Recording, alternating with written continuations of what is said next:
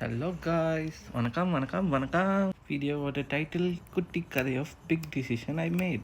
Matrix லைஃப்பில் இருந்தவனுக்கு Omnitrix கிடைச்ச மாதிரி ஜாலியாக இருந்தானா செம ஜாலியாக இருக்கலான்னு சுமாராக போனேன் என் வேலையை விட்டுட்டு. புஷ்பானா நேஷ்னல் இல்லை இன்டர்நேஷ்னல்னு டைலாக்கை போட்டுட்டு அப்படியே கையோட அப்ராட்டில் காலேஜில் அட்மிஷன் போட்டாச்சு. அட்மிஷனுக்கு முன்னாடி பின்னாடி நிறையா ப்ரொசீஜர்ஸ்லாம் இருக்குது, அதெல்லாம் நான் அப்புறமா சொல்கிறேன். அதுக்கு முன்னாடி நான் எங்கே போகிறேன்னு சொல்லிடுறேன்.